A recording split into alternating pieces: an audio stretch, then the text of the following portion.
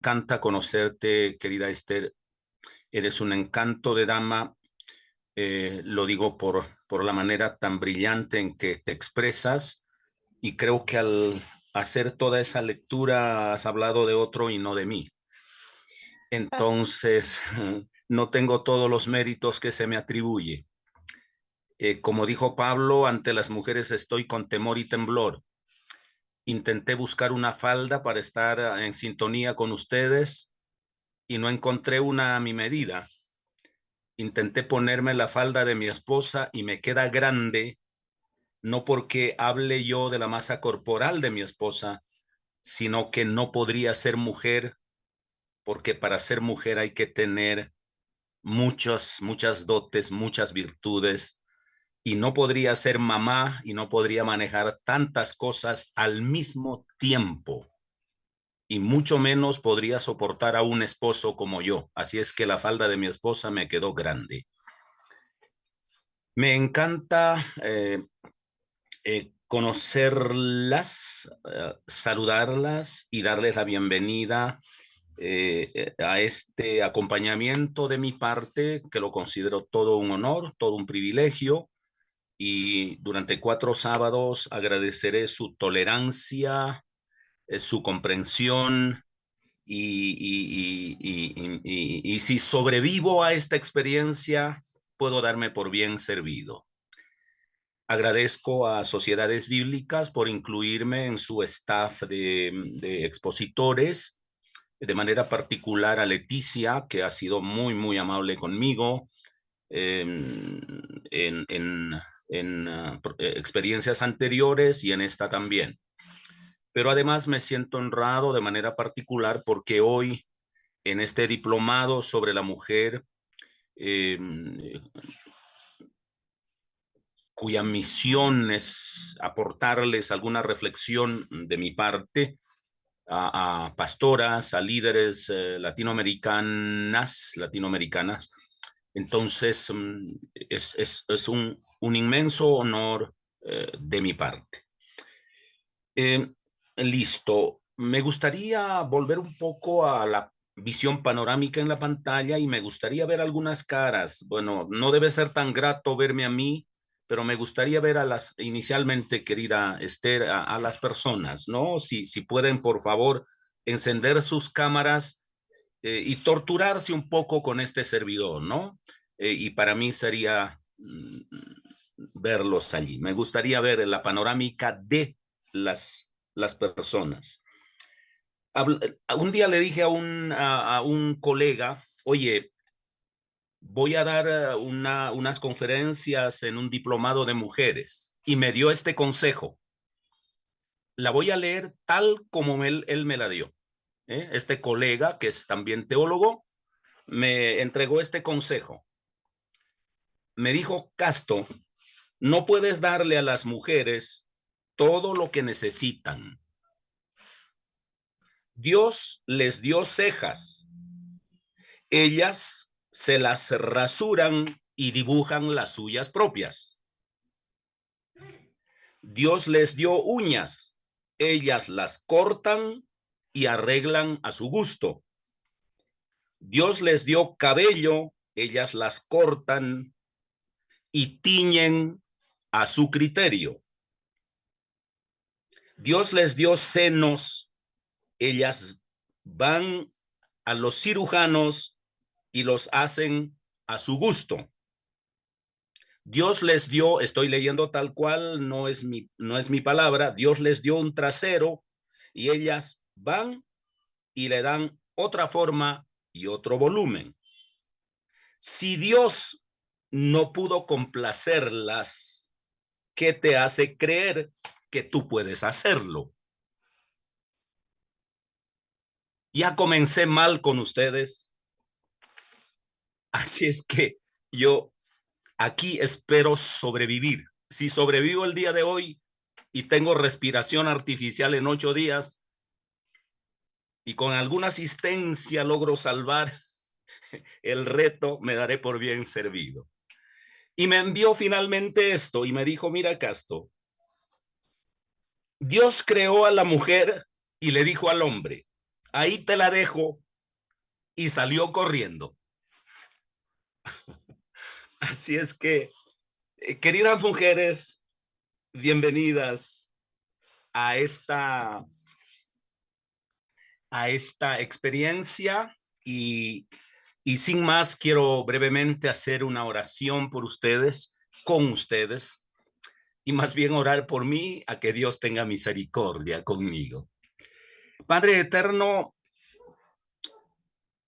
en esta experiencia de encuentro virtual están servidoras tuyas a quienes tú has llamado, unas en el ejercicio pastoral, otras seguramente en el liderazgo, no sé si ya establecidos o emergentes.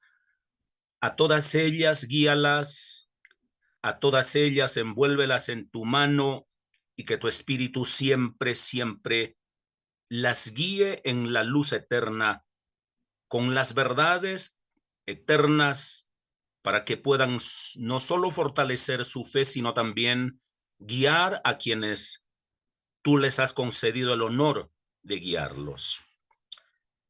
En estas experiencias, ya por ellas acumuladas con otros expositores o expositoras, pasadas ya, otras presentes todavía, como la pastora Laura y este servidor, y otras exposiciones que vendrán, ya sea de mujeres o de varones a quienes tú usas, que toda esta experiencia integre la fe, fortalezca los dones y haga efectiva la labor pastoral en esta tierra, para que muchos te conozcan a ti, para que muchos sean edificados y desafiemos a una nueva generación de liderazgo, para que tu reino siga extendiéndose hasta cuando tú pongas fin a la historia. Por todo ello, oro y bendigo esta experiencia en el nombre del Padre, del Hijo y del Espíritu Santo. Amén y amén. Muy bien. Creo que debemos hacer, según la orientación, no leeré allí en plataforma, ustedes van a encontrar el sílabo, pero sí hacer una especie de panorámica de cómo está diseñado el contenido de nuestra experiencia. Me pidieron que yo hablase acerca de la mujer en la cristología. En la cristología y todas las pastoras y los líderes que han tenido formación o bíblica o teológica o en la pastoral saben muy bien que la cristología es el núcleo de nuestra fe y el tema es denso, es amplio. No trabajaré el tema de teología como para clases de teología. Entonces, muchos temas de cristología van a quedar simplemente sin abordar, sin enunciar, porque no al lugar, como dirían, por lo limitado del tiempo y por el enfoque de este diplomado. De manera que al diseñar el tema, consideramos que trabajaremos la mujer en la cristología desde la encarnación de Jesucristo hasta la resurrección de Jesucristo. Es decir, le seguiremos a Jesús acompañado de las mujeres desde, ojo, que es encarnado en el vientre de María, primer tema. Segundo tema, el acompañamiento en el ministerio de Jesús de la mujer. El tercer tema, la mujer en el sufrimiento de Jesús. Y el cuarto tema, la mujer en la resurrección de Jesús. No tocaremos todas las mujeres que sirvieron a Jesús durante su ministerio. Tampoco tocaremos todas las mujeres que estuvieron en el sufrimiento de Jesús. Tampoco tocaremos a todas las mujeres que estuvieron en la resurrección de Jesús. Tocaremos solo una mujer por cada etapa, que son 4: encarnación, ministerio, sufrimiento y resurrección. Que además, epistemológicamente, en teología de la historia terrena de Jesús es como en las propias metáforas de Jesús, o en la propia metáfora de Jesús, son prácticamente el alfa y la omega de la vida terrena de Jesús. Va de principio a fin. Y son los grandes capítulos de su paso por la tierra: encarnación, ministerio, sufrimiento y resurrección. Entonces, epistemológicamente está diseñado de esa manera. La mujer que se toca, verbigracia, en la encarnación de Cristo, que es María, entonces será paradigma de todas las mujeres. Y así sucesivamente. La única mujer que se toca para el ministerio, para el sufrimiento, para la resurrección, será paradigma de todas las mujeres. Ahora, ¿qué elementos están en el sustrato, en la base de esta reflexión?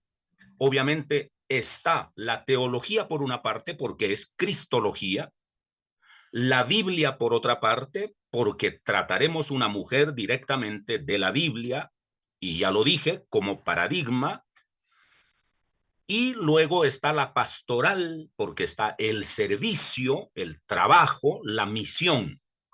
Entonces, esos temas están en el sustrato de todo lo que vamos a reflexionar.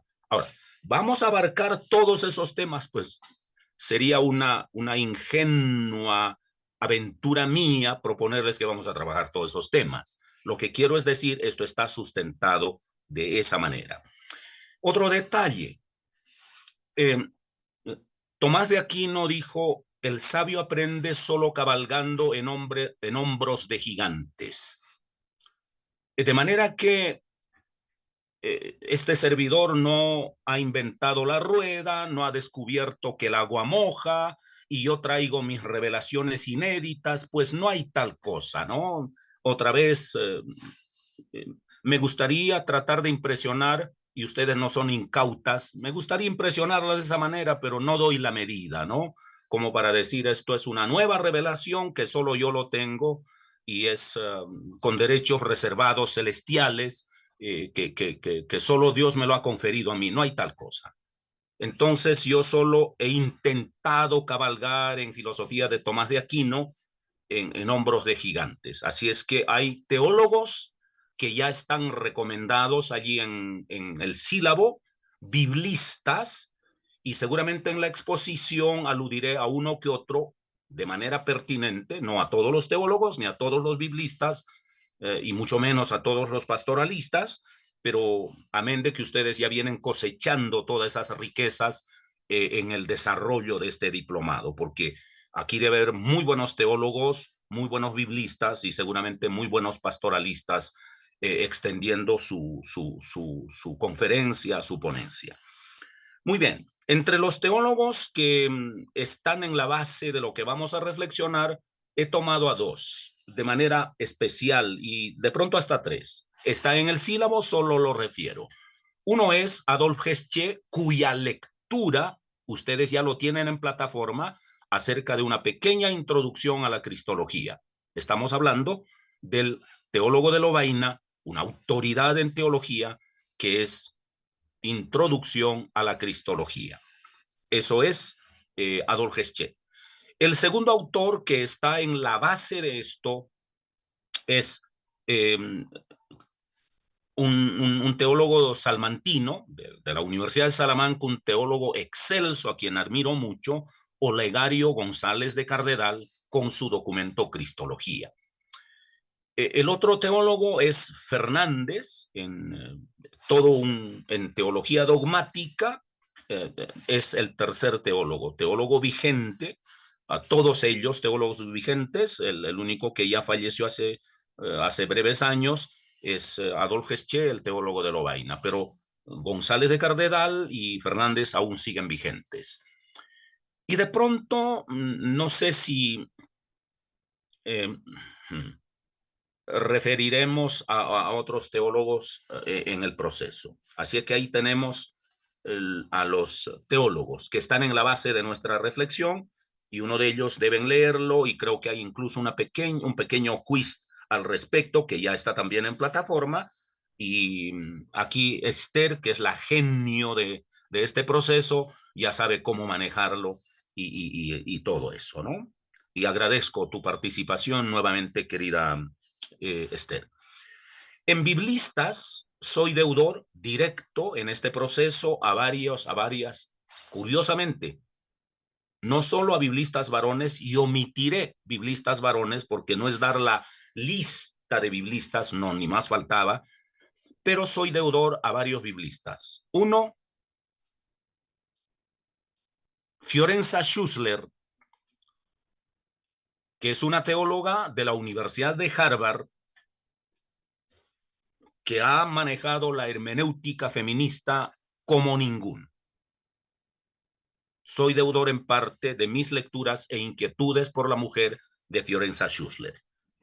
Las otras teólogas aquí se las voy a mencionar, de quienes soy deudor, teólogas, perdón.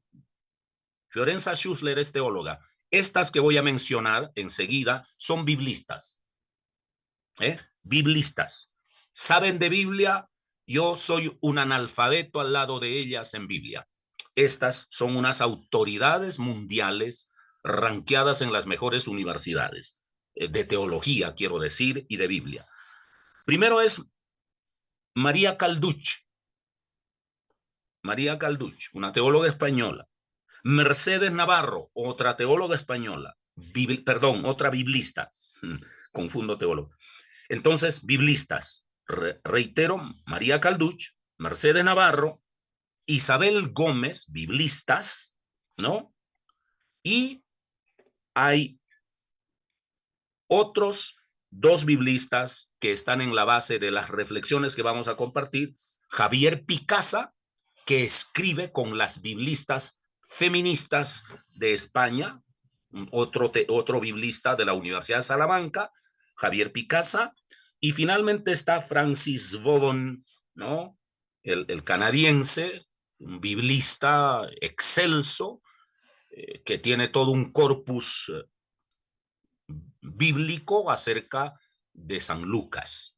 Y allí Lucas está tomado como un evangelio paradigma para nuestra reflexión, porque yo no voy a tocar la mujer en Mateo, en Marcos y en Juan. Yo voy a tocar únicamente la mujer en Lucas, para que nos focalicemos, amén de que Lucas es un evangelista pluralista, porque no es de raíz judía, sino es gentil, y un gentil que es eh, excluyente, pues no serviría para nada.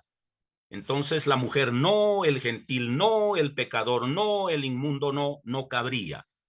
Por esa razón he tocado a Lucas en su corpus Lucas Hechos. Lucas Hechos. Entonces tocaremos solo el Evangelio de Lucas, pero además el evangelista Lucas es el que más privilegia la posición de la mujer en la Biblia y en el ministerio de Jesús. Los otros, creo yo, por esa pequeña sombra, ¿no?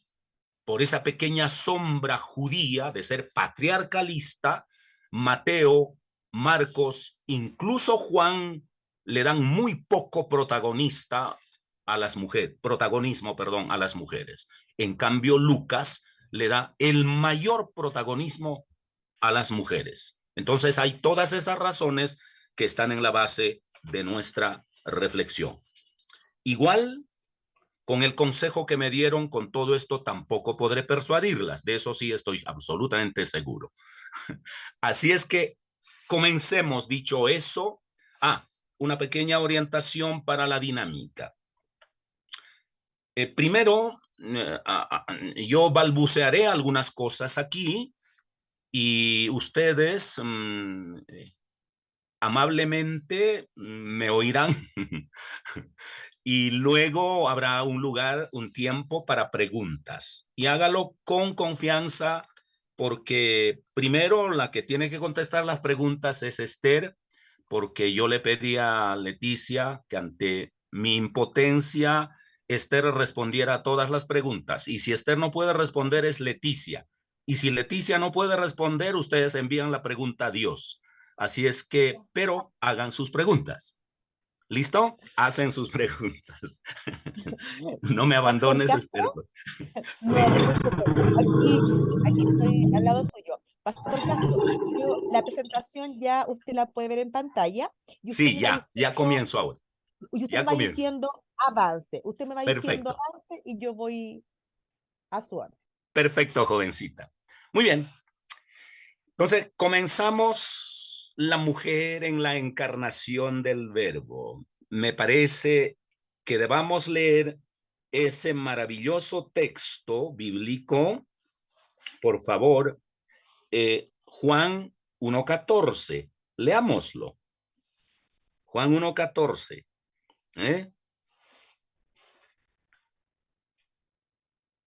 Ahora se me perdió y el que anda perdido soy yo. Dice, y aquel verbo, estoy leyendo en la versión Reina Valera, que es un poco la posicionada en la confesión protestante, no sé si hay católicas acá, pero no se angustien, porque casi lo mismo dice en la Bober Cantera o en Nácar Colunga o en Torres Amat, igual dice, y gracias a Dios la traducción interconfesional de Dios habla hoy también dice casi lo mismo, palabras más, palabras menos. Aquel verbo, aquel verbo. ¿Estás trabajando con moto? Nos vemos.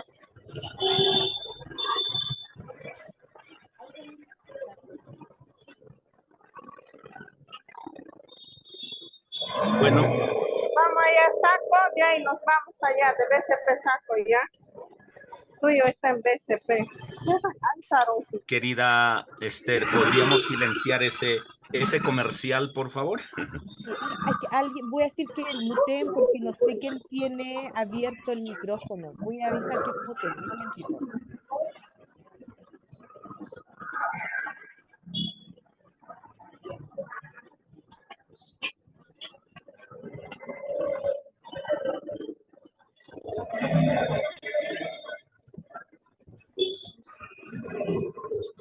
Elizabeth HQ. Querida Esther. Elizabeth HQ. Sí, estoy aquí en eso.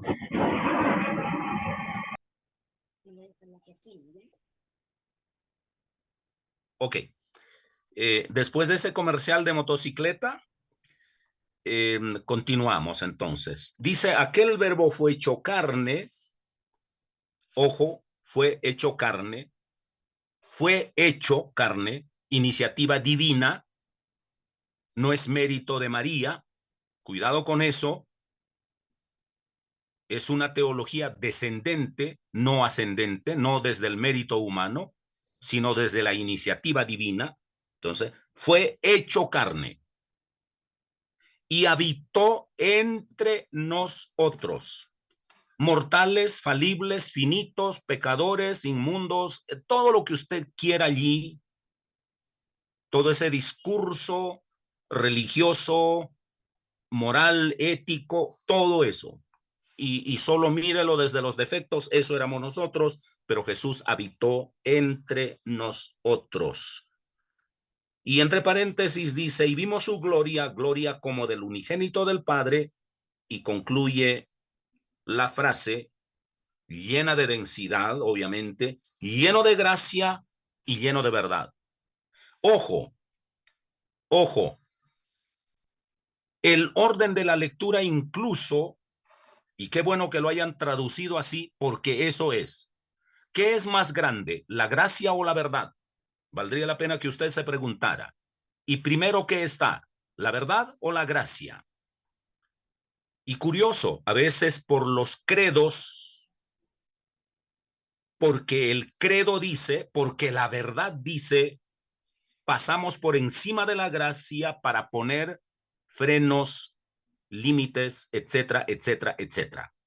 Pero aquí Jesús habitó primero lleno de gracia y solo en segunda instancia lleno de verdad. Un credo o una doctrina no puede estar por encima de la gracia jamás.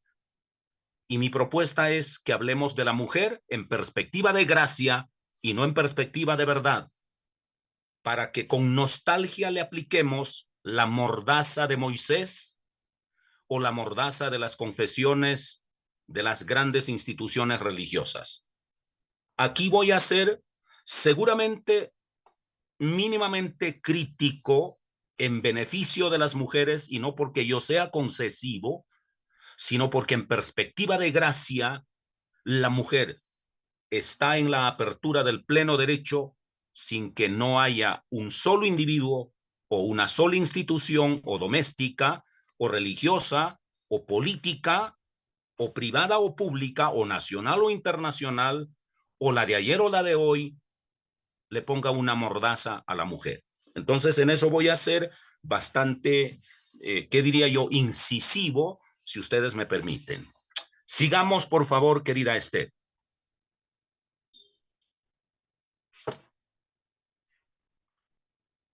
Muy bien. En primer lugar, la mujer en la encarnación es la autohumanización de Dios. No fue el hombre el que obligó a venir a Dios a la tierra. No fue la virtud de María el que atrajo a que Dios concibiera a su hijo en el vientre de María. No, perdón, engendrara en el vientre de María. Es la autohumanización de Dios. Dios lo quiso así, y qué bueno que lo haya hecho a través de una mujer, y qué es significativo que lo haya hecho en el vientre de una mujer, porque no lo hizo en su cara, en su brazo, en sus palabras, en su religión. No, no, no, lo hizo en el vientre de María. Eso debe leerse a profundidad. Por decisión libre. Dios no actúa bajo la coerción de nadie porque no sería soberano. Es decisión libre de Dios y decisión soberana de Dios la encarnación. Y alguno podría decir, el pecado de la humanidad obligó a Dios a encarnarse. Pues es falso, porque Dios no se deja manipular ni por el pecado de la humanidad, y Dios no se deja manipular ni por la virtud de la humanidad. Si Dios se deja manipular por las virtudes humanas, entonces se deja manipular también por el pecado de la humanidad. Y tal cosa es una contradicción. Bien, entonces, proyectándose a sí mismo fuera de sí, ¿no? Los que son teólogos saben de qué Dios estamos hablando en su inmanencia. Dios sale de su eternidad, de su sí mismo, y en un acto de gracia abundante, sobreabundante, va y se encarna en el vientre de una mujer. Dios se proyecta a sí mismo, expresando en Jesús la vida trinitaria. No se nos olvide que en el Antiguo Testamento la vida era monoteísta, el credo monoteísta, ¿no? La Shema hebrea. Oye Israel, el Señor nuestro Dios uno es. Y con ese credo, que es verdad religiosa, podemos matar a todo el que no la cumple. Incluso a Jesús vamos a matarlo en la cruz porque no cumple, porque siendo hombre se hace Dios. ¿Qué valió más, el credo monoteísta de Israel o la gracia de Dios extendiéndose en Jesucristo para el mundo pecador? La gracia es más grande que la verdad, ya les dije. Por eso, del monoteísmo Israel, Jesús dio un salto a la Trinidad divina, a la Trinidad eterna. Aunque lo mataran, él no fue víctima de una verdad.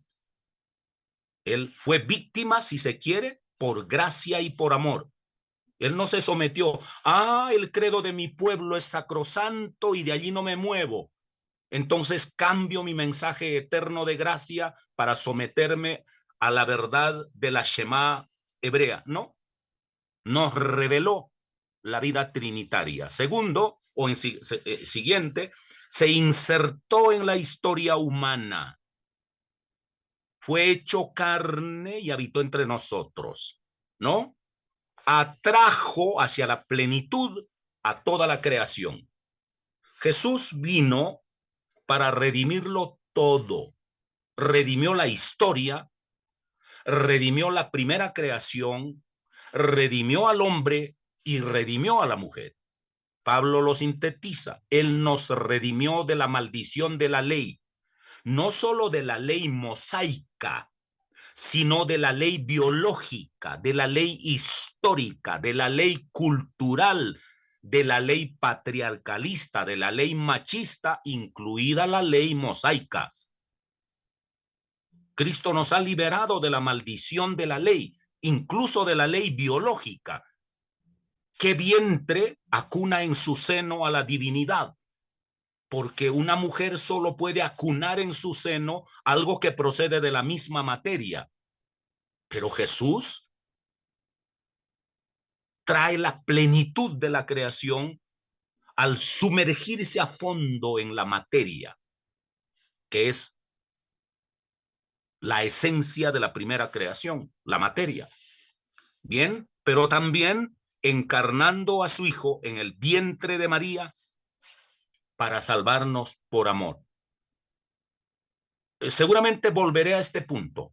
La mujer puede ser muy tierna, muy romántica y amar a un hombre apasionadamente, pero el día que la mujer experimenta tener un hijo, es probable que por el marido o el esposo no dé la vida, ni por el novio, pero con toda seguridad puede dar la vida por el hijo, porque la mejor expresión del amor, la mujer la lleva en el vientre, y no solo en el vientre anatómico, sino en las entrañas del alma.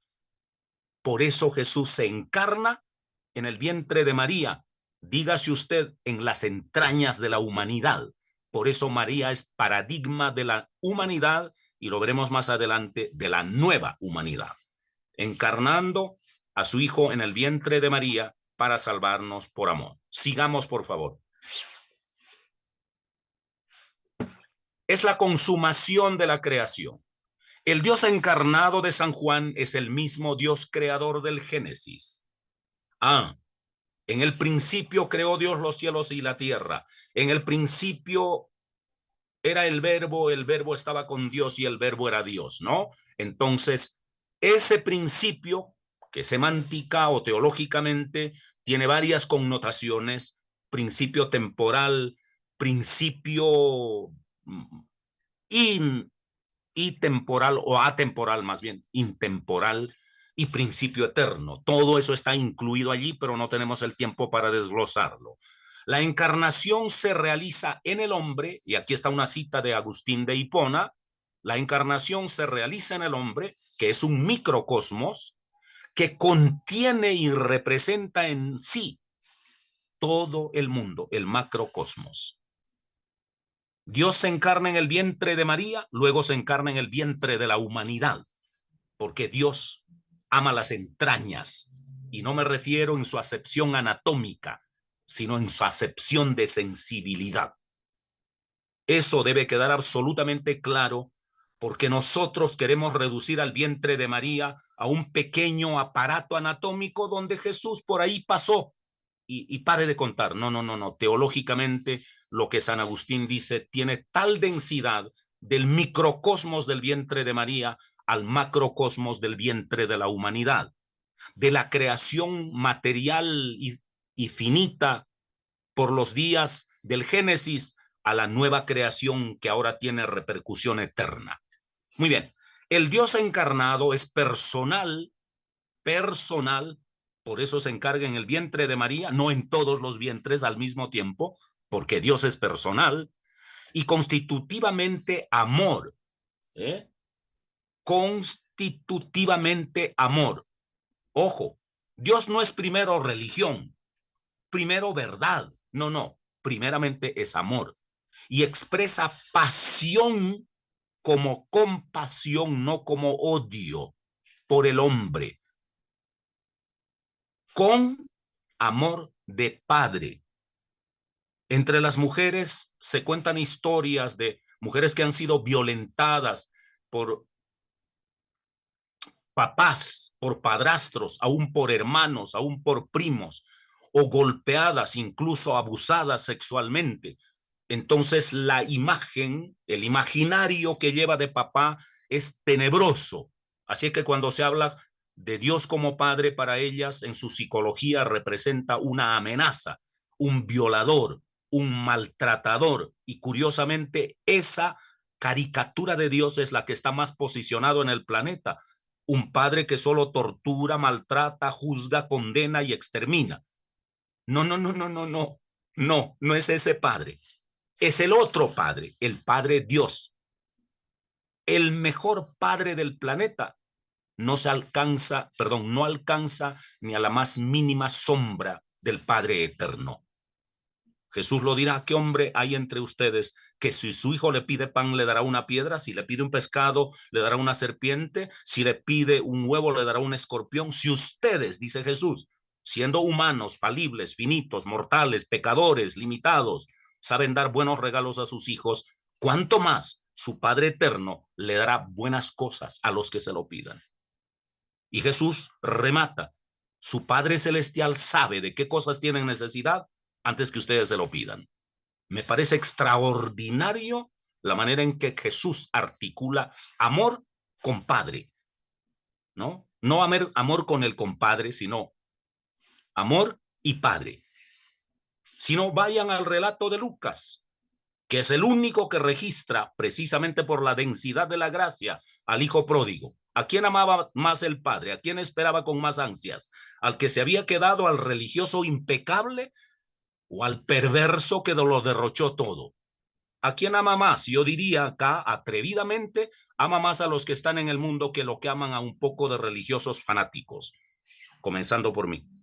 Entonces, eso debe quedar claro. En la creación, la mujer procede del varón. ¿De dónde salió Eva? De las costillas de Adán. ¿Para qué? Para que la abrazara, para que la besara, para que la protegiera. No salió de la cabeza de Adán para que no se le monte en la cabeza. Qué linda analogía. Y a partir de allí instituyamos el patriarcalismo, el sexismo, el machismo. Y la mujer no puede hacer nada sin que el hombre lo decida. Y cuando el hombre chasque el dedo, la mujer tiene que vibrar, porque si no, hay que acabar con esa relación. Entonces, en la creación, la mujer procede del varón. En la redención, llámese nueva creación, el varón procede de la mujer. Válgame Dios, hemos entendido eso en su densidad teológica. Eva sale de la costilla de Adán. En la nueva creación, Jesús sale del vientre de María. ¿Quién es más grande por Dios? Y ese solo hecho debiera redimir a las mujeres de toda su postración y esclavitud, porque no fue no fue María saliendo de la costilla de Jesús, fue Jesús saliendo del vientre de la mujer. Dígame qué densidad tiene eso. Por eso realiza la redención humana, porque sale del vientre femenino humano, y en palabras de Agustín, del microcosmos, del vientre de María, que es del vientre de la humanidad. Jesús se sumerge en el vientre de la materia, en el vientre de la humanidad, y da hasta las últimas consecuencias al propio vientre de la muerte, al propio vientre del infierno. Eso es de tal densidad que es con solo esto, con dejarles este apunte, creo yo que he cumplido mínimamente mi pequeño objetivo. Realiza la redención humana y allí, no debería decirlo, pero vale la pena remarcarlo, y la redención femenina. ¿Por qué Cristo, si hubiese sustentado el patriarcalismo, hubiese dicho: a ver, vamos a ver, ¿no? Ok, no puedo sacar a María de mi costilla, pero yo voy a proceder o de la costilla de David, o de la costilla de José, o de la costilla de Nicodemo, o de la costilla de algún patriarca bueno. No, Jesús no procedió de allá, del varón. Él termina procediendo de la mujer. Lea eso con detenimiento, no en sentido de verdad religiosa, de reducción religiosa,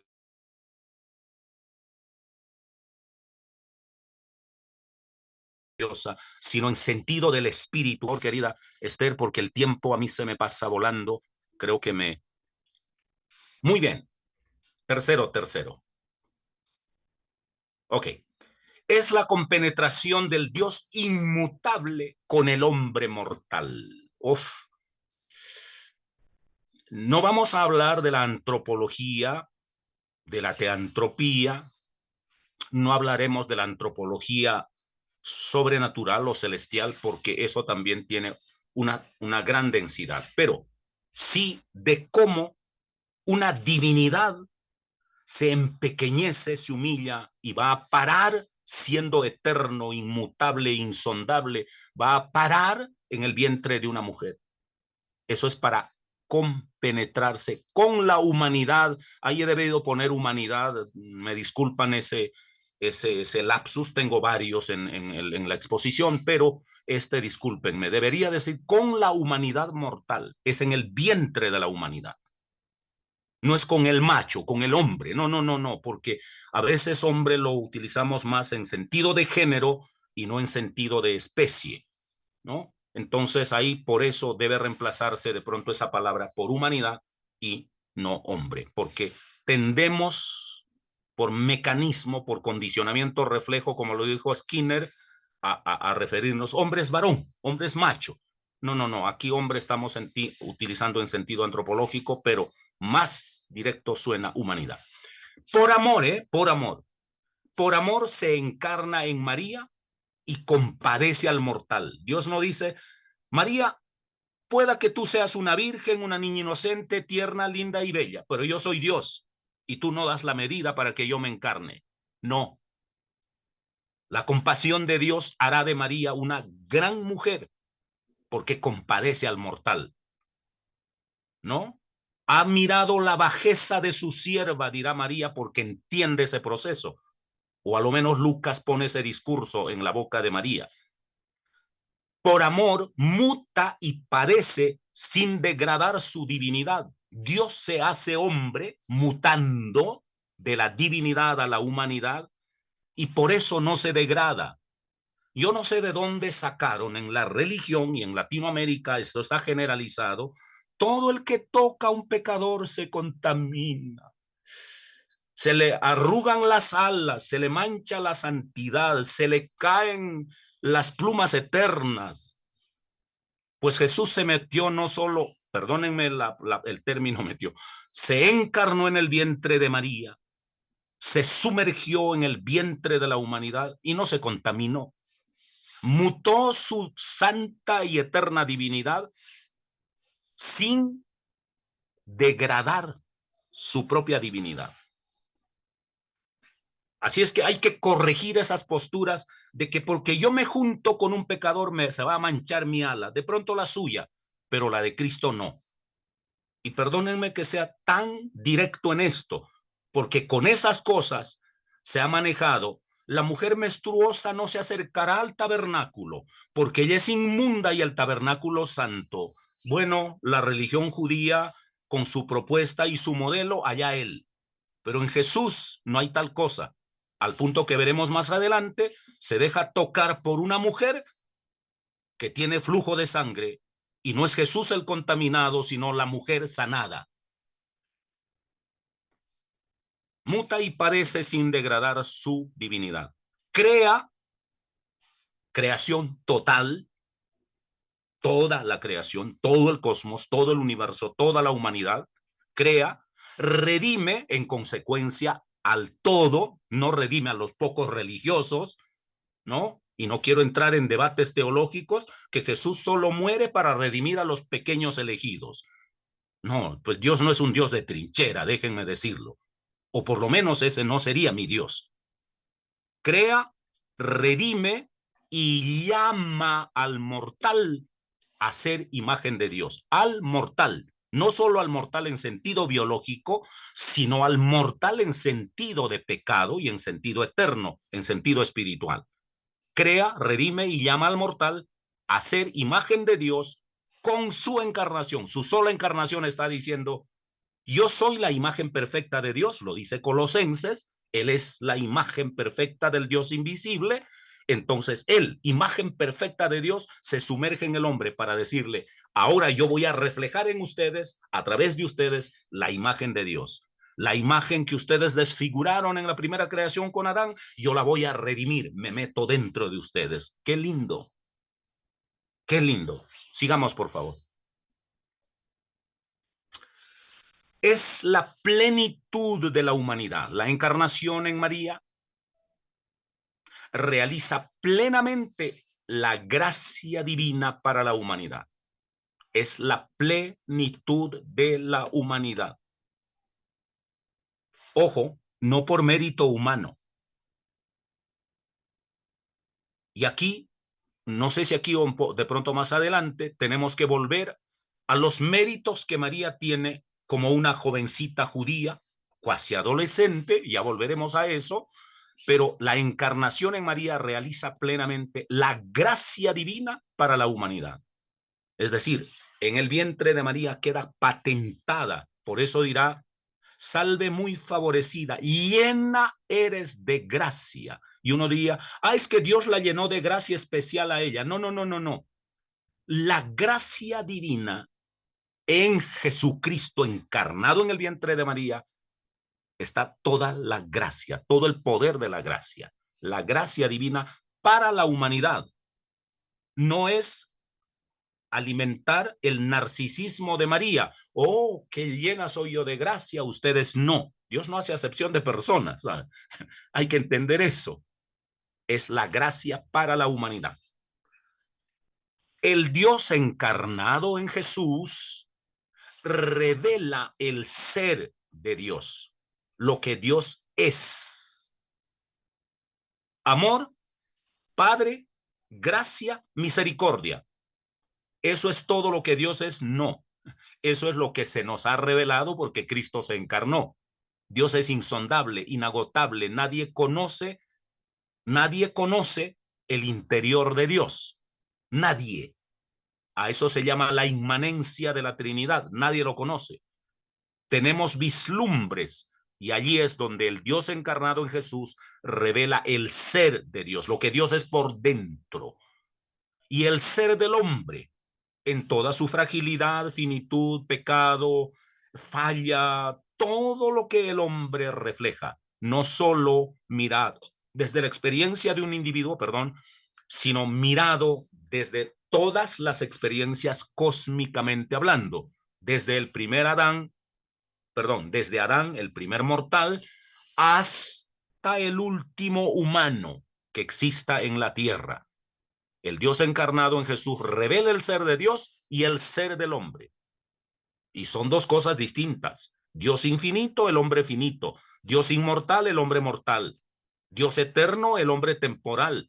Dios espíritu y el hombre materia. Y por ahí podíamos seguir ad infinitum. Pero eso es lo que se llama la auténtica teantropía. ¿No? ¿Qué es eso? Cuando en una sola naturaleza conviven Dios y el hombre.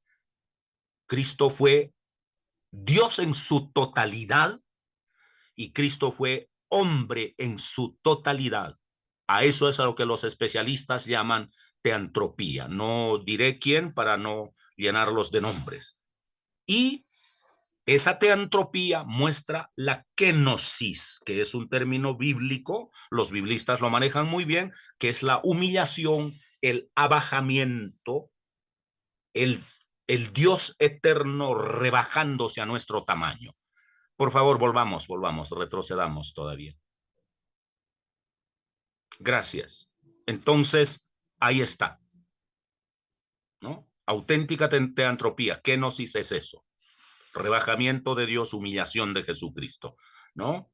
El cual, siendo en forma de Dios, no se aferró, no lo tomó como cosa que aferrarse, sino que se humilló, se despojó a sí mismo, tomando forma de siervo, hecho semejante a nosotros, y estando en la condición de siervo, murió en la cruz, murió y padeció muerte de cruz, dice Pablo, ¿no? La encarnación en María validó que lo finito recibe dignidad infinita. Como gracia, no como mérito. Por favor, quite de su mente mérito. El mérito vale para nuestra relación horizontal, aquí humana, temporal. Vale. Todo mérito vale para nuestra relación armónica aquí en la tierra. Con cristianos, con impíos, lo que usted quiera. Con la iglesia, con la familia, etc. Pero para Dios el mérito vale nada. Vale nada. Entonces la encarnación de María validó que lo finito recibe dignidad infinita, añado, por gracia. La encarnación y la resurrección de Polo a Polo en la humanidad de Jesús, desde la encarnación hasta la resurrección, es lo que fundamenta nuestra fe.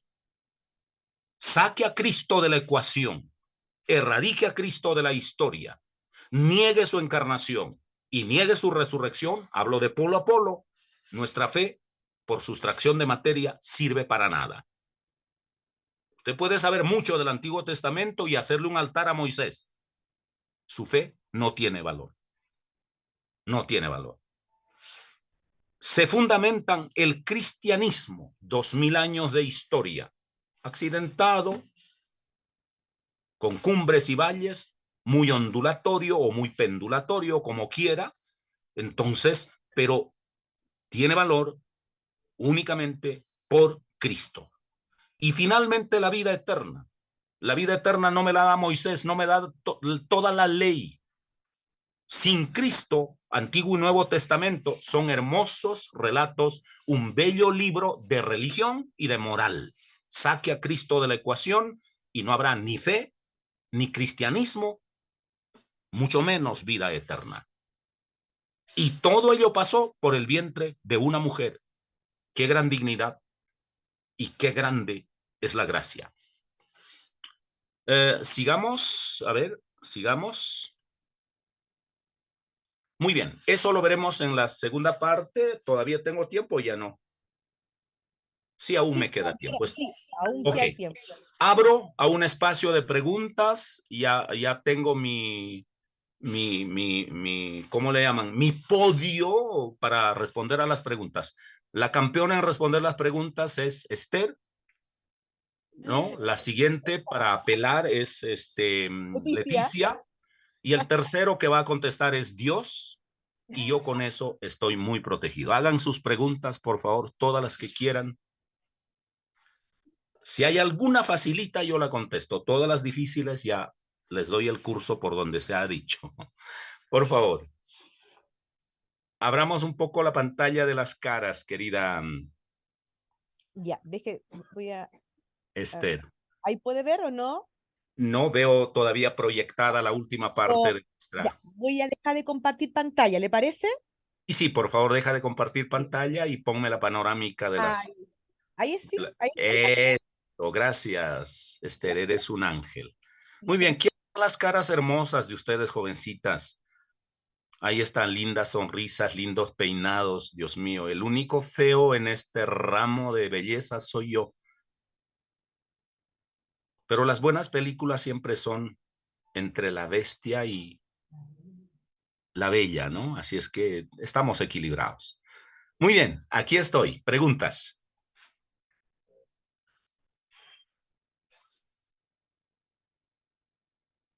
Pueden levantar su mano virtual si alguien quiere preguntar. Ahí, Pastor, ahí hay alguien, Yulisa. Ok, adelante, Yulisa. Tú coordíname eso, querida Esther, por favor, porque de acá no alcanzo a verlos. Ya, Pastor. Sí, Te agradezco. buenos días, hermanos, buenos días, profesor. Yo había hecho una pregunta porque mencionaban autoras, escritoras, unas son biblistas, otras son teólogas, y yo quería entender cuál es la diferencia entre un biblista y un teólogo. Vayamos a preguntárselo a... A ver, jovencita amada, Yulisa, ¿no? Yulisa, eres peruana. ¿En qué parte del Perú vives, Yulisa? Vivo en Lima. Ok. Querida Yulisa, mira, a ver, ¿cómo lo hago de una manera sencilla, comprensible? Un biblista es una persona que ha estudiado toda su vida la Biblia. Se sabe El griego al revés y al derecho, el hebreo al revés y al derecho, el arameo al revés y al derecho, y las lenguas posiblemente clásicas, de pronto hasta el latín, ¿no? Porque la Biblia se leyó para el cristianismo, no para el catolicismo, para la confesión católica únicamente, se leyó la Biblia casi por 1500 años solo en latín, desde los días de Jerónimo hasta cuando cuando San Martín Lutero,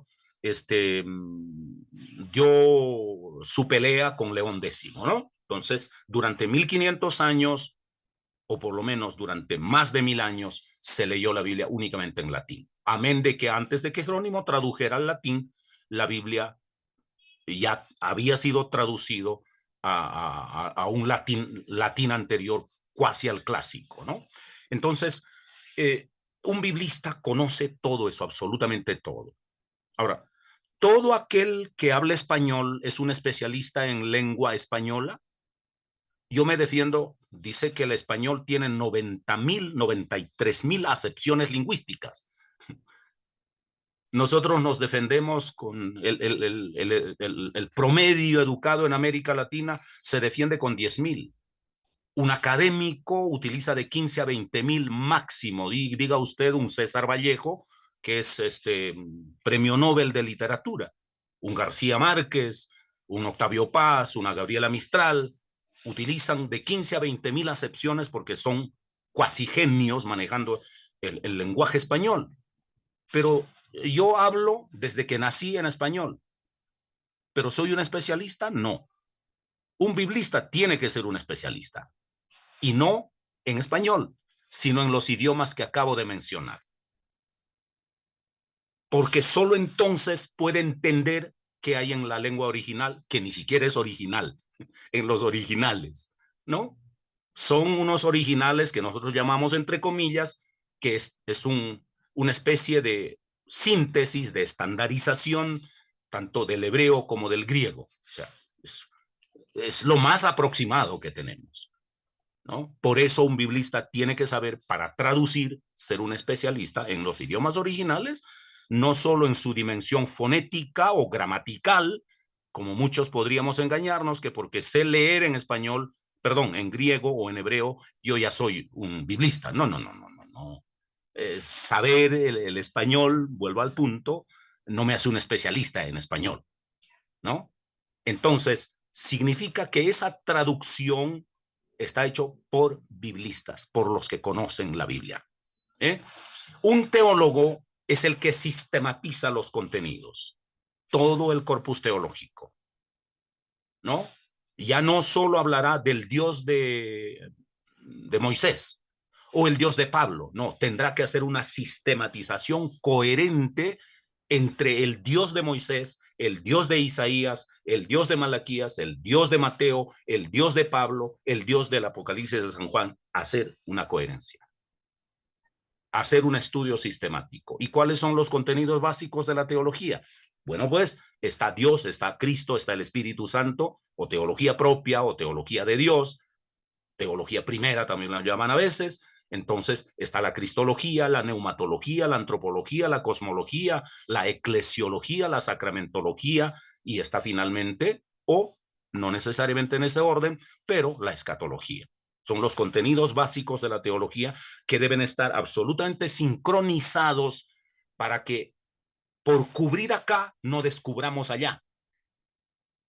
Por enriquecer acá empobrezcamos allá. Debe estar en coherencia. Y el centro de todo eso para la teología cristiana, no judía, es Jesucristo. A eso se llama la analogía de la fe. Cristo es el centro hermenéutico. Y Cristo es gracia y es vida. Y todo el Antiguo Testamento y todo el Nuevo Testamento, antiguo en perspectiva, porque Cristo está en el futuro del Antiguo Testamento, y el Nuevo Testamento en retrospectiva, deben ir a Cristo. Toda la interpretación se hará, ya sea para la Biblia, biblistas, o ya sea para la teología, desde el centro que es Cristo. Aparte de eso, nada vale. Gracias, Pastor. Tengo Marta Zárate, que levantó también su manito. Adelante, Marta. Está muteada. Eso. Buenas tardes. Estoy encantada con la clase, me gusta mucho lo que estamos viendo en este momento y la calidad, el contenido, ¿no? Que está tan maravillosamente rico. Pero hay algunas cosas que, por supuesto, Pero no me gusta el profesor y estoy de acuerdo. no, por desconocimiento uno a veces no entiende algunas frases o cosas que se dicen, ¿verdad? Entonces, una de ellas para mí es en la encarnación del Hijo de Dios, se hizo hombre, ¿verdad? Me imagino que es porque en esa época era una época patriarcal, ¿verdad? Una época donde el pater familia era el más importante y él se encarna, pero en forma de hombre. Luego la otra cosa es que dice, el mérito vale en relación a en la armonía en la tierra, pero para Dios el mérito no vale, pero yo entiendo que todo lo que hacemos en la tierra es valioso para Dios también, ¿no? Muchas cosas uno da mucho esfuerzo, da mucho tiempo, invierte mucho sobre algo que a uno realmente le interesa. Personalmente me interesa mucho aprender mucho más de la Biblia. No tengo muchos años ya de vida, pero siempre quiero estar aprendiendo y sabiendo más. O sea, el mérito de Dios vale. ¿Cómo? ¿En qué sentido? O sea, si me lo pudiera aclarar un poco. Son las dos cosas que yo encontré así como no lo entiendo. Ok, precisemos un término. Gracias, Martica, o gracias, querida Marta Zárate, ¿no? Marta Zárate. Gracias por la pregunta. Precisemos el término, no el mérito de Dios, no, el mérito humano. Estamos hablando del mérito humano, no del mérito de Dios. Eso en primer lugar. No he referido al mérito divino, sino al mérito humano. El mérito humano para la eternidad vale nada.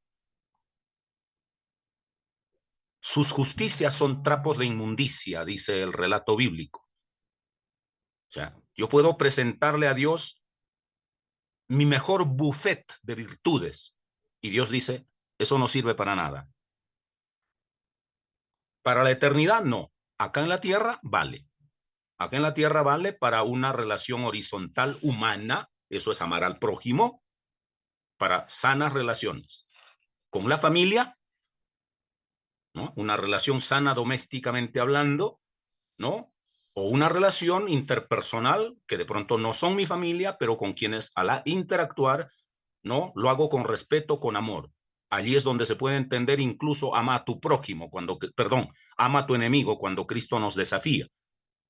Entonces, en ese sentido, el mérito tiene su valor social, su valor temporal, su valor humano, aquí en la tierra, pero para Dios vale nada, ¿no?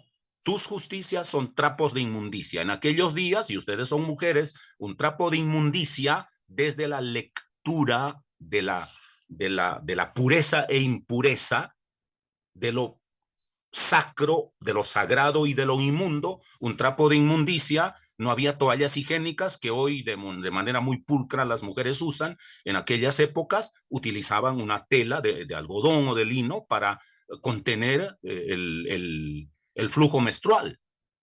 Eso era un trapo de inmundicia. Imagínense en la lectura de un purista, de un Moisés, de un Esdras, de un sacerdote, caramba, donde lo inmundo es inmundo. O sea, era detestable para ellos, detestable para ellos. Esa es la metáfora para Dios.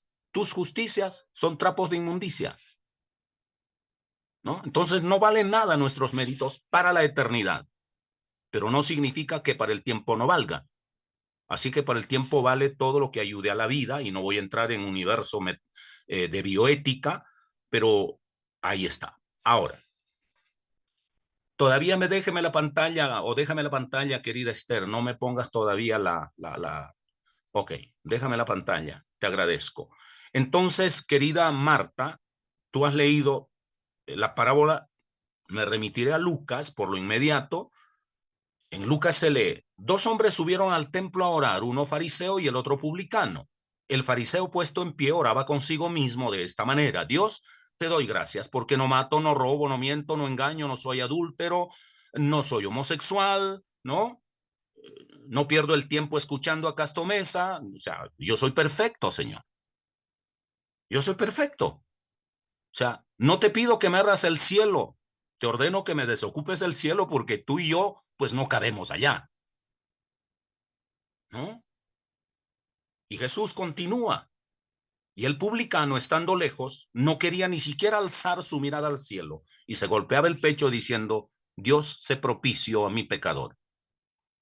Pues les digo, concluye Lucas, poniendo en boca de Jesús esta frase, pues les digo que este último volvió a su casa justificado, el otro no, porque cualquiera que se enaltece con sus virtudes será humillado, y el que se humilla realmente ante Dios será justificado. Entonces no creo que yo necesite mayor énfasis respecto a tu pregunta. Amparo, Amparo levantó la mano, pastor. Ok, Amparo, Dios me ampare. Bueno, buenos días o buenas tardes ya, pastor. Bueno, yo estoy gratamente sorprendida con estos estudios que hemos visto, el anterior, donde tenía muchas dudas acerca del desempeño de la mujer, digamos que en las áreas de la iglesia, por decirlo de alguna manera, de pronto está mal dicho, altas, en los cargos altos. Me he visto como sorprendida, pero yo veo que hay muchas evidencias, el estudio que hay en la palabra que se hace a profundidad, todas estas evidencias en las cartas que hemos visto de Pablo y todo esto, porque yo sí pensaba que Pablo nos daba muy duro, por decirlo de alguna manera, pero tristemente yo veo que a pesar de que las evidencias que he visto, que hay bastante evidencia en la palabra y que se puede estudiar, continuamos en la misma línea. O sea, yo siento que a nivel general y en Latinoamérica continuamos en la misma línea. Las mujeres no nos atrevemos porque en cierta forma vemos un límite no visual, pero sí implícito, digamos, como en todo el ambiente eclesial, y se dice que yo veo que ahí están las evidencias, pero realmente me atrevería a decir que no se aplican. No digo que en todas las iglesias, pero no se aplican. Simplemente en el caso particular de mi iglesia, nuestras pastoras han sido de cierta forma, como de pronto la palabra tampoco está bien utilizada, relegadas, porque en la congregación no les gusta que las pastoras prediquen. Entonces me asalta la duda, ¿será que Dios de pronto no le agrada que en realidad la mujer predique? Entonces son como dudas que también lo empiezan a asaltar a uno. Si es digamos, de manipulación, por decirlo de algún modo, humana, o si en realidad esto es lo que Dios quiere que sí estemos sirviendo, estemos hasta cierto nivel, pero hasta ahí nos permite llegar. Entonces, sí nos da, digamos, mucho optimismo toda esta investigación, pero aún queda como, no sé, como la duda ahí de ¿será que sí, en realidad esto es lo que el Señor quiere que avancemos, o Él nos está dando un límite? Querida Amparo, a ver, hay que diferenciar primero lo que Cristo hizo, dijo, enseñó, de lo que la Biblia como un todo presenta. Y tercero, lo que de manera organizacional, administrativa, pastoralmente hablando, aplican.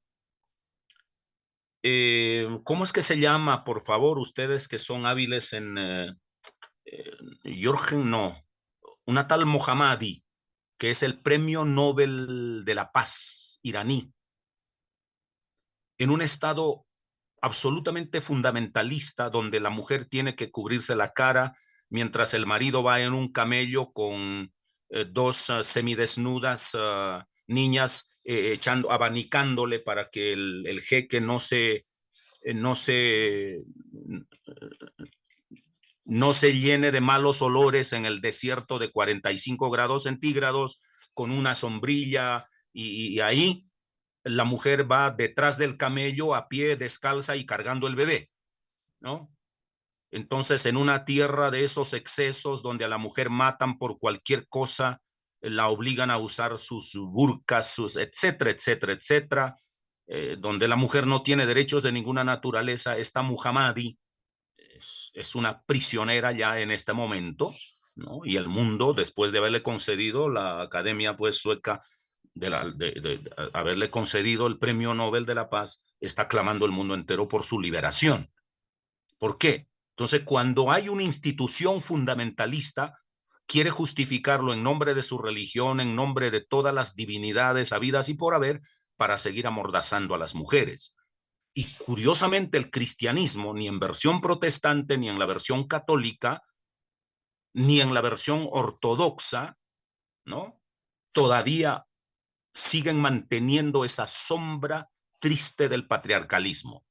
Así es que lo que Jesús dijo no fue eso.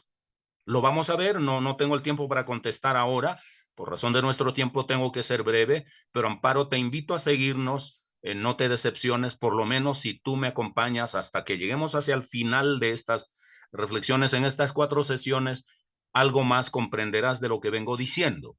Entonces, hay que diferenciar entre lo que Cristo dice, lo que toda la Biblia dice desde Moisés hasta Pablo, pero hay que decirlo, ya lo dije, en función de Cristo, en analogía de la fe, que los hermeneutas llaman, ¿no? Porque Cristo es la piedra angular, no es Moisés ni es Pablo, es Cristo, ¿no? Desde Cristo, por eso me gusta la materia, la mujer en la cristología y no la mujer en Pablo, ni la mujer en Moisés. Y yo no lo habría aceptado porque yo reconozco la dignidad que Cristo le ha dado a la mujer al salir del vientre de María. Para mí tienes una dimensión absolutamente trascendental. No es María saliendo de la costilla o de la uña o de la pezuña de Cristo, ¿no? Y ya sería un privilegio y un honor salir de las uñas de Cristo. Ya sería un honor. No de Adán, pero sí del de Cristo. Sin embargo, es Jesús procediendo del vientre de María. Si no entendemos eso, querida Amparo, vamos a tener problemas tanto leyendo a Moisés como aplicando a Pablo. Y mucho más cuando los pequeños tiranuelos, los pequeños ungidos de Dios en las congregaciones hoy amordazan a las mujeres de manera directa o de manera indirecta. Así es que si estás estudiando acá, tendrás que proponer que la mujer tenga vía libre, siempre y cuando tenga el don, tenga el llamado divino y tenga las capacidades, que vaya fortaleciéndose. Pero si eso se vuelve una Irán donde amordazan a las mujeres que reclaman sus derechos, pues oye, hay que buscar otro escenario. Y alguno puede acusarme acá de que de pronto está patrocinando la división de mi iglesia. No, yo no estoy patrocinando la división de la iglesia. No, lo que estoy patrocinando es la libertad ministerial de las mujeres. No desde Moisés ni desde Pablo, desde Cristo y desde el vientre de María. Listo. Yo creo que, querida Esther, ¿andas por ahí o me abandonaste? Aquí estoy, Vas para pastor. Chile, recuerda, viajero. Aquí está Su presentación, ahí está, en pantalla, número 5, ¿no es cierto, pastor? Sí, jovencita querida, estamos en el lugar donde debemos estar. Bien, ahora al final también daremos lugar a las preguntas. Ahora vamos a estudiar un poco Gálatas 4:4 y vamos a leer también Lucas 1:26 al 28. No agotaré toda la densidad bíblica que hay en este pasaje o en estos pasajes, pero sí abordaré algunos temas que nos vayan dilucidando un poco más las preguntas que ya hicieron y seguramente las que tendrán hacia el futuro. Muy bien, Gálatas 4:4. Pero cuando vino el cumplimiento del tiempo, me detengo ahí un poco, tiempo en el griego tiene 3 acepciones. Tiempo cronos, tiempo kairos y tiempo ainos. Uno es el tiempo objetivo, que nosotros lo observamos en segundos, minutos, horas, tarde, mañana, noche, días, semanas, meses, años, lustros, décadas, siglos, milenios. Eso es cronología. Pero el tiempo kairos es la intervención de Dios por iniciativa divina cuando se intersecta, se cruza, se atraviesa, y no por atrevido, sino por amor, en la historia miserable del hombre. El tiempo del hombre transcurre en toda su cotidianidad, con todas sus contingencias, pues, de nacer, crecer, morir, reproducirse y morir, o nacer, crecer, reproducirse y morir. El tiempo discurre, ese es el tiempo de lo humano. Dios llega por amor y dice, voy a cambiar esta historia. Cambia la historia de Moisés, cambia la historia de Isaías, cambia la historia por decir algo, de Pablo, de Pedro, etcétera, etcétera, de cada uno de ustedes. Pero cambió de una manera muy especial la historia de María, porque en ese viraje, en ese punto axial, está ocurriendo el viraje de 180 grados de la humanidad, que corre inexorable a la muerte, y a partir del vientre de María y la encarnación de Jesús hasta su muerte y resurrección, dará un viraje a la humanidad de 180 grados, de correr hacia la muerte para comenzar a caminar hacia la vida. O sea, la conversión no es solo que yo diga, qué lindo, abrazo esa religión. No, la conversión sucedió cuando Cristo le dio un viraje al destino de la humanidad. Ahí comenzó la conversión. Entonces, nosotros solo somos eco, y esto también en palabras de Agustín. Yo no amaría a Dios si Él no me hubiese amado. Yo no buscaría a Dios si Dios no me hubiese buscado. ¿No? No, o sea, nosotros no es que descubrimos que la fe es tan linda hoy y por ser buena gente yo abracé la fe. No, ya Dios me había visitado.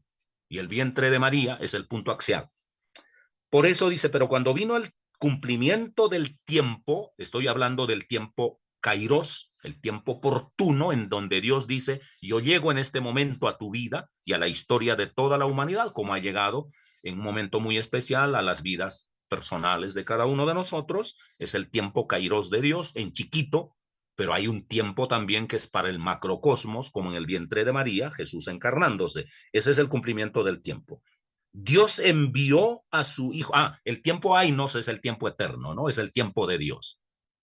Entonces, el tiempo cronos es el tiempo de lo humano, de lo sensible. El tiempo kairos es del encuentro de Dios con el hombre, y el tiempo eterno es el tiempo de Dios. Ahí está, de polo a polo, de extremo a extremo. Listo. Entonces, dice, cuando vino el cumplimiento del tiempo, Dios envió a su hijo, nacido de mujer. Puntualícese eso. No nacido de un hombre, no nacido de Adán, de varón, pues. Así es que adiós machistas, adiós patriarcas, adiós dictadores, adiós amordazadores de mujeres, o individuos, o familias, o instituciones políticas, o religiosas, o estatales, o imperiales, o religiosas, de la confesión que sea. Nacido de mujer, por Dios. Nacido de mujer. Qué privilegio tan grande el de las mujeres. Qué privilegio tan grande. Y nacido además bajo la ley, ¿no? Siempre se lee de manera reduccionista, que fue bajo la ley de Moisés, bajo el imperio de la ley. No, también es bajo la ley biológica. No solo es bajo la ley sociológica de aquellos días, que es la ley de la sociedad hebrea, en consecuencia pues de la religión, sino también bajo la ley biológica, con sus limitaciones, con sus deficiencias. Por eso Cristo es tentado en todo, semejante a nosotros.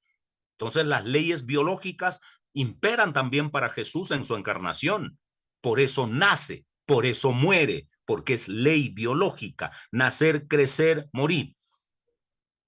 Entonces, ley, pero no solo es ley biológica, sino ley mosaica, porque también nace bajo el imperio de la ley religiosa, cuya ley aplicada rígidamente lo matan, porque muere bajo la ley.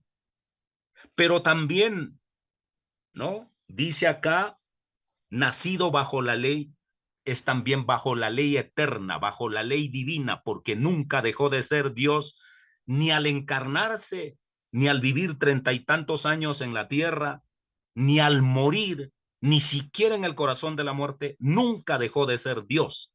Así es que bajo la ley significa bajo ley biológica, bajo la ley socio-religiosa o sociocultural y bajo la ley divina, porque nunca dejó de ser Dios. Entonces dirá, nacido bajo la ley, para que redimiese, aquí está, el origen divino, su transitoriedad por la historia y su misión eterna, al decir, para que redimiese a los que estaban bajo la ley biológica y bajo la ley de Moisés. Por eso, porque él anula la ley biológica, me da vida eterna. Ha anulado la limitación de la ley biológica. La ley mosaica me maldecía porque no he cumplido las normas, ¿no? Además, amordazaba a las pobres mujeres, pues nos ha redimido de esa ley. Adiós ley.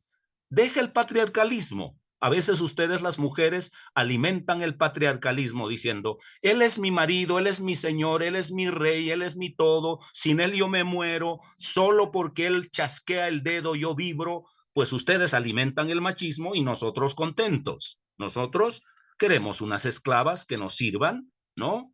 Y qué bueno para seguir alimentando el patriarcalismo. Y eso, las mujeres inconscientemente alimentan el machismo. Cristo nos redimió de la ley a los que estaban bajo ley a fin de que recibiésemos adopción de ¿qué? No de esclavos, no de siervos, sino de hijos. Dios no quiere esclavas, Dios quiere hijas. Y si un hijo varón tiene el derecho, la hija mujer tiene el mismo derecho, porque no hay hijos de segunda categoría para nuestro Dios. O sea, eso es apenas lógico, ¿no? Creo que eso no requiere mayor explicación. Ahora, pasemos un poco a Lucas 1:26 y por favor leamos también ese pasaje tan hermoso, y yo quiero leerlo entero para que ustedes acompañen luego en algunas puntualizaciones que voy a hacer, aunque ya estoy siempre, creo, no, estoy bien el tiempo. Al sexto mes, el ángel Gabriel, mensajero divino, fue enviado por Dios a la ciudad de Galilea, a una ciudad de Galilea llamada Nazaret. Nazaret, un camino real, un camino internacional, en cuyo centro gravitaban las peores personas de aquellos días. Por eso, de manera sarcástica, en un futuro, durante el ejercicio ministerial de Jesús, dirán, ¿de Nazaret puede salir algo bueno? ¿No? De Nazaret no puede salir nada bueno porque es cuna de gente mala, como pueden decir del sector o de la ciudad o del país o de la iglesia en que usted gravita.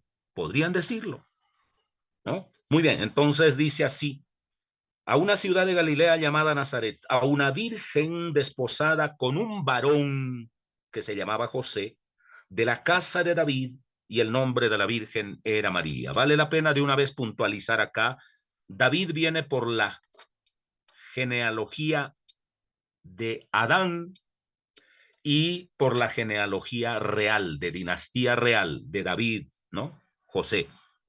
María viene por la dinastía de Aarón, la dinastía sacerdotal. Por eso es familiar de Zacarías, que ministra como sacerdote en el templo. Entonces aquí hay confluencia de dos instituciones de aquellos días, la realeza por una parte y el sacerdocio por otra parte, y no en vano se dirá Jesús es nuestro intercesor porque es sacerdote, y no en vano se dirá Jesús es el Rey de Reyes y Señor de Señores, porque eso está contenido en José y María. Y entrando el ángel en donde ella estaba, dijo, salve muy favorecida. Ojo, es el favor de Dios, no los méritos de María, Y si tenemos aquí en nuestra audiencia asistentes de confesión católica, y no lo digo únicamente yo por ser protestante, porque yo soy protestante, no, lo dicen los mismos teólogos, no son los méritos de María, es la gracia de Dios. O sea, la mariología, teológicamente hablando, y aún la pastoral mariana, la liturgia mariana, sabe muy bien que no son los méritos de María. Es prácticamente la gracia de Dios en María. Eso es bueno puntualizarlo. Y entrando el ángel en donde ella estaba, le dijo: salve, muy favorecida, el Señor es contigo, bendita tú entre las mujeres. Pero ella, cuando le vio, se turbó por sus palabras y pensaba: ¿qué tipo de saludo es esta? O esto, o este. Entonces el ángel le dijo: María, no temas, porque has hallado gracia delante de Dios, ¿no? Y ahora concebirás en tu vientre, en tu vientre. Wow. Y darás a luz un hijo y llamarás su nombre Jesús. Concebirás, darás a luz y llamarás. Esencia, misión y destino. Todo lo que significa nombre. Ustedes hablan mucho de identidad, ¿no? Las mujeres, ¿no? Y seguramente quieren recuperar su dignidad femenina, y siempre en las conferencias, en las predicaciones, oigo identidad de la mujer. La identidad tiene estos tres elementos: el origen, la esencia, ¿no? La misión que cumplen y el destino que persiguen. Siempre la identidad está estructurada en esa línea, palabras más, palabras menos, se puede variar la palabra, se pueden acuñar otras frases, pero esa es la esencia. Por eso le dice: ahora concebirás en tu vientre y darás un hijo y llamarás su nombre Jesús. Este será grande y será llamado Hijo del Altísimo. Eso es su esencia, ¿no? El Señor le dará el trono de David su padre, es la misión, y reinará sobre la casa de Jacob para siempre, y su reino no tendrá fin. Entonces María dijo al ángel: ¿cómo será esto? Pues no conozco varón. Quiere decir conocer en sentido sexual. No tengo experiencia sexual, es lo que la mujer, en este caso María, alude. ¿Cómo será esto? Pues no conozco varón. Respondiendo el ángel le dijo: el Espíritu Santo vendrá sobre ti y el poder del Altísimo te cubrirá con su sombra, por lo cual también el santo ser que nacerá será llamado Hijo de Dios. Y he aquí, tu parienta Elizabeth, ella también ha concebido hijo en su vejez, y este es el 6º mes para ella, la que llamaban estéril, porque nada hay imposible para Dios. ¿Dios puede empequeñecerse? Sí. ¿Dios puede convivir con el mortal? Sí. Qué lindo eso. ¿Dios puede morir? Tremenda pregunta. A lo menos en el relato bíblico, sí. Muy bien. Y entonces dice acá: María dijo: he aquí la sierva del Señor, hágase conmigo conforme a tu palabra. Y el ángel se fue de su presencia. Del sí de la mujer no solo dependen los novios y los esposos. Del sí de la mujer depende si habrá hijos, si habrá destino para la humanidad. Con que la mujer le diga sí a un novio, comenzó todo, ¿no? El sí de la mujer pesa mucho. Y María aquí dice el sí a Dios. Dice un teólogo del Concilio Vaticano II, para ser más exactos, Joseph Ratzinger, dice: un Dios eterno necesitó el sí de una mujer mortal. Qué privilegio tan grande. Porque María pudo haber dicho: no, no quiero. ¿Por qué corro el riesgo de que me apedreen? Etcétera. Pudo haber argumentado muchas razones, hasta de escrúpulo femenino, de inocencia, me refiero en el sentido sexual. Pudo haber argumentado tantas cosas, personales, familiares, religiosas, sociales, porque a una mujer de esas, si hasta el día de hoy en las sociedades orientales ortodoxas o conservadoras las matan por los días de María. Que salga embarazada una mujer así porque sí, teniendo un novio, podían tranquilamente matarla a pedradas. El sí de María es un jugarse la vida, ¿no? No sé si volveremos a eso, pero aquí están algunos apuntes que yo he sacado para ustedes. Es la redención de la mujer. Y cuando digo redención no me refiero a la redención espiritual de ustedes, porque en ese sentido para ustedes es claro que Cristo los ha redimido de su pecado. Yo quiero redimirlas aquí psicológicamente y sociológicamente, en casa, en la iglesia y en la sociedad.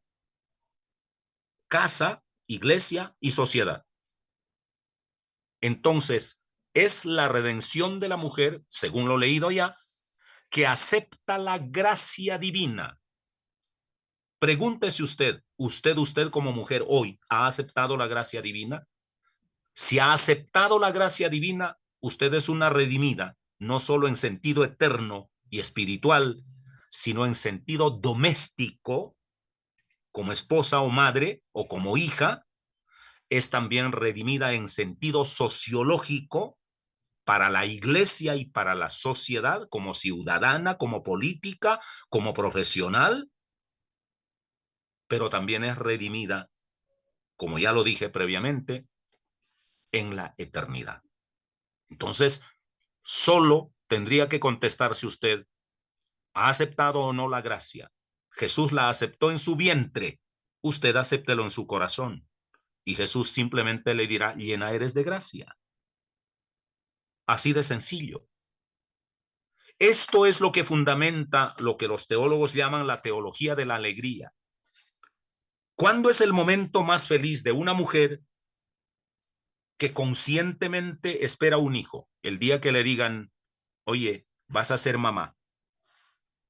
No me refiero a las mujeres violadas, agredidas, a las mujeres que de pronto, como alguien dice, no querían tener un bebé y en tiempos de limitación y de necesidad y aún de enfermedad resultan embarazadas. De pronto para ellas quedar embarazadas es una tortura.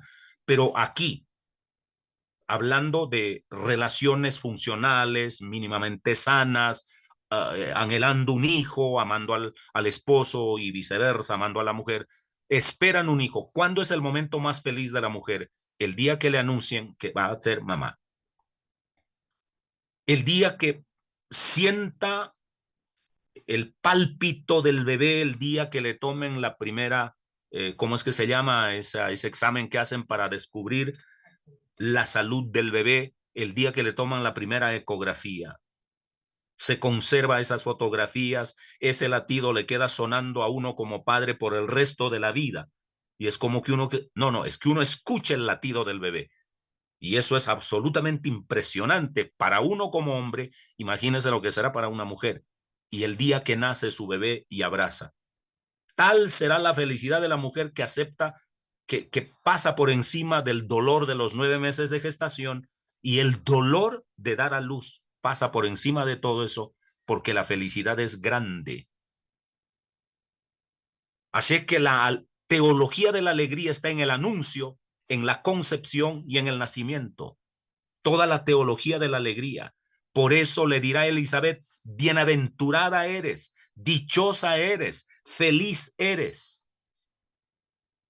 Extrapole ahora la maternidad femenina cotidiana a la maternidad de María que lleva en su vientre a la alegría del mundo entero y no a una alegría psicológica o sociológica por un cumpleaños, una Navidad, una fiesta o un evento, sino a la alegría eterna.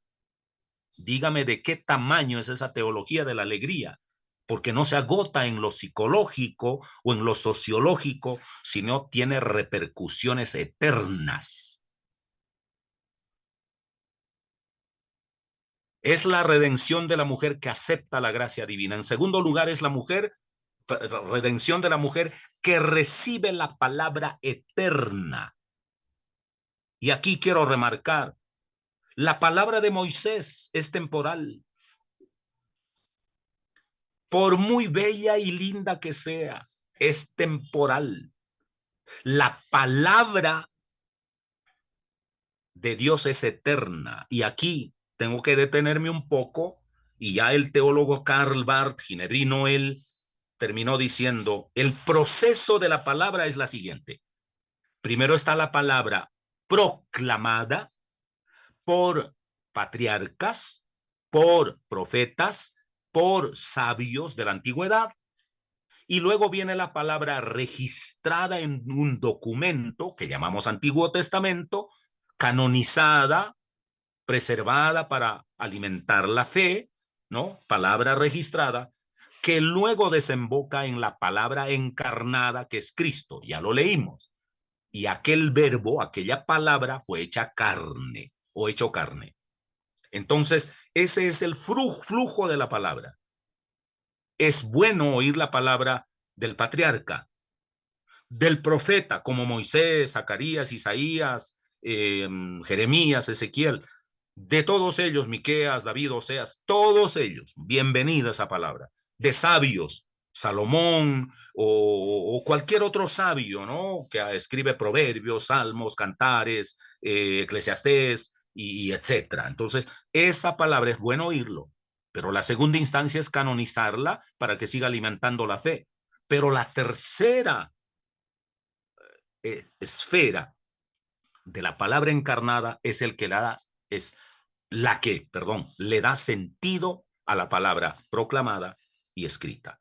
Sin esa palabra encarnada, por mucho que se hubiese proclamado y por mucho que se hubiese conservado en un documento canónico, Antiguo y Nuevo Testamento incluso, serviría de nada.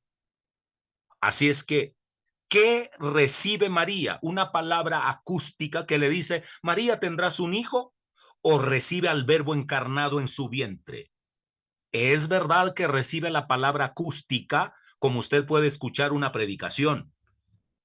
Es verdad que recibe la palabra escrita, porque seguramente ella, como descendencia de sacerdotes, alguna vez habría abordado alguna lectura de algún pergamino, ¿no? Pero lo grande acá es que recibe la palabra encarnada en su vientre.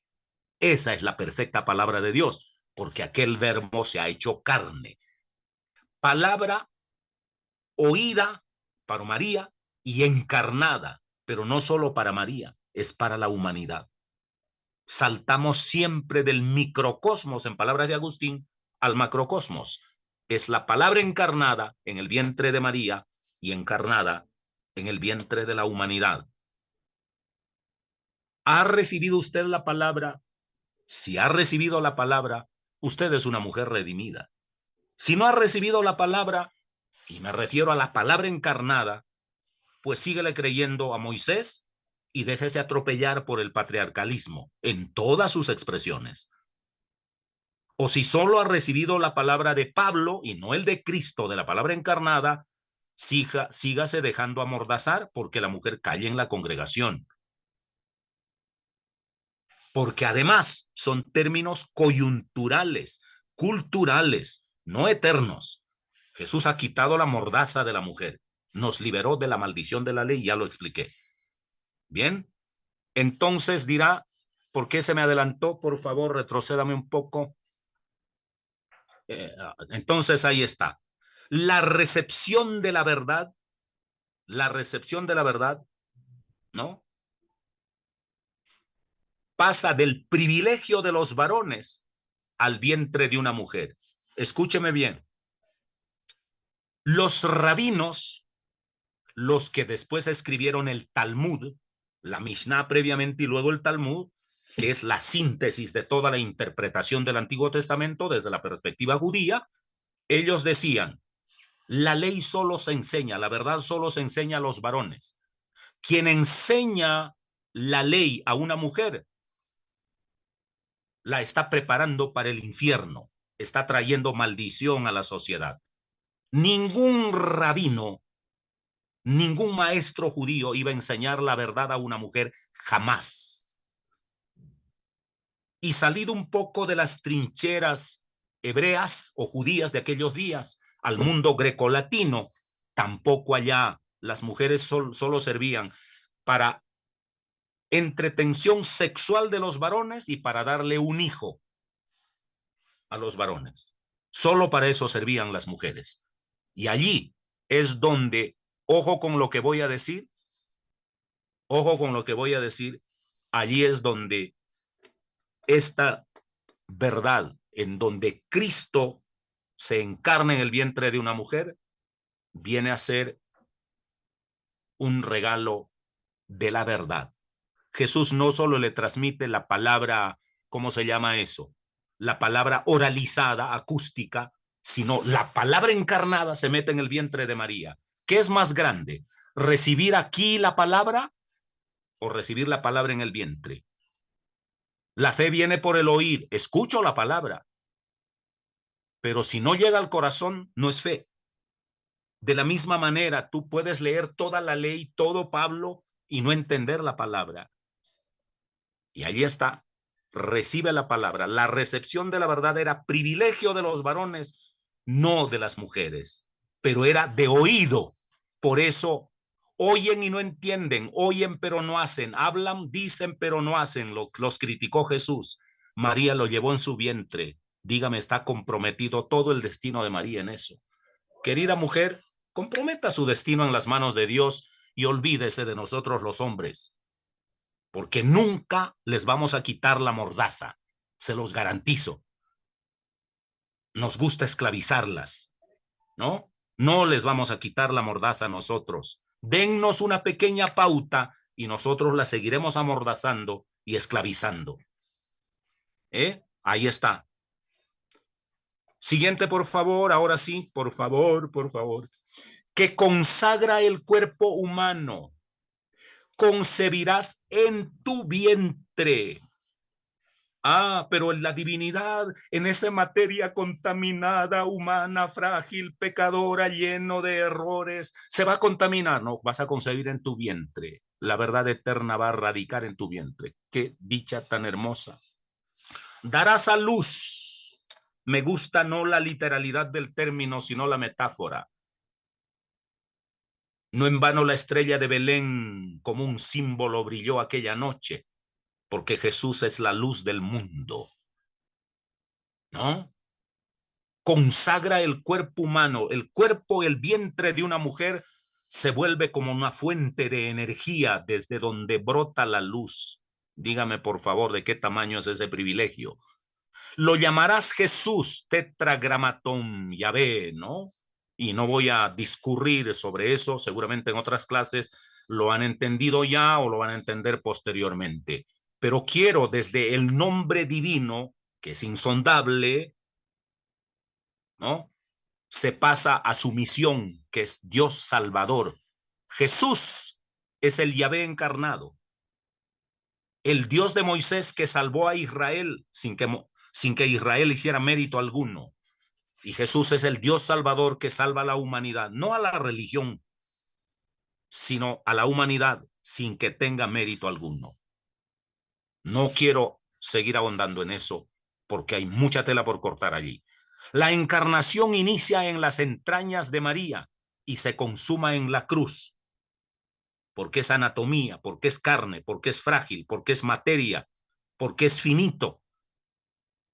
Es decir, tiene fin. Entonces la encarnación inicia en las entrañas de María y se consuma en la cruz. Por eso consuma el cuerpo humano. Jesús vivió todo el proceso de la corporalidad. Amén de que los griegos decían la materia es mala y el espíritu es bueno. Y Jesús dijo, no, Señor, la materia es buena porque viene de la mano de Dios y yo voy a tener materia en mi vida y voy a tener cuerpo. Voy a nacer, voy a padecer y voy a morir. Santificó el cuerpo humano y por tanto consagró el cuerpo de María y por tanto consagró el cuerpo de una mujer. Que desplaza la participación masculina. Si todo lo que he dicho no ha entendido, entienda esto. ¿Cómo será esto si no conozco varón? Usted ha dependido mucho del discurso de los varones. Pues haga como María, ya no dependa del discurso de los varones. Para gestar solo se necesitaba el espermatozoide de un varón, pero yo no conozco varón. Para dejarse para dejarse esclavizar, usted solo necesita el discurso del varón. Diga como María, yo no conozco varón, Señor. Haz la obra de redención en mí. No quiero oír el discurso del varón. ¿No? ¿Por qué me cambiaron? Ah, no, no me han cambiado. El que se quería cambiar era yo. No conozco varón, ¿no? Pero sí a Dios. Sí a Dios. Es vida creada más vida redimida. La vida creada viene por conocer varón. La vida redimida viene por conocer a Dios. ¿No? No habrá bebés si no hay experiencia con varones, pero no habrá redención si no hay experiencia con Dios. Así es que ¿quién le redime? ¿La institución a usted? ¿O un varón? Deje a la institución, deje al varón. Reciba a Dios. Diga como María, Señor, no conozco varón, necesito que tú me redimas. Y punto. El poder te cubrirá. El poder del Altísimo te cubrirá. ¿Recuerdan el tabernáculo en el desierto cubierto por la nube? Pues ahora la gloria de Dios de cubrir un tabernáculo, un templo, un arca, ahora se ha traspasado al cuerpo de una mujer. La nube, el fuego, el poder de Dios está cubriendo al tabernáculo femenino. ¿Necesita más purificación? ¿Necesita más redención? ¿Acaso la presencia de Dios no habitaba en lo más santo de los santos? Pues Dios ha habitado en el vientre de una mujer. Dígame, ¿qué más necesita para que le quiten la mordaza por Dios? La densidad de la gloria se desplaza del templo al vientre de María. Creo que los enunciados hablan por sí solos y no sé si nos queda otro ítem o he concluido. Que depende humildemente de Dios. Hágase conmigo. Hágase conmigo. No soy yo, sino tú, Señor. Y es conforme a tu palabra. No es conforme a la palabra de Moisés, porque Moisés habría dicho, primero, Cristo no puede ser Dios. Segundo, Dios no habla a través de una mujer porque solo habla a los machos. Conforme a tu palabra, dice María. ¿No? Y allí está. No voy a ahondar más en eso porque también el enunciado lo dice todo. Es obediencia libre de María e indulgente, tierna, benigna. Señor, si después de haber oído tu palabra y recibir tu gracia, han de matarme, bueno, que me maten, Señor, pero me quedo con tu palabra, no con la palabra de Moisés. Recibo a la palabra encarnada, no la letanía legalista de Moisés. ¿Quieres saber más? Pues vuelve al texto. Gracias.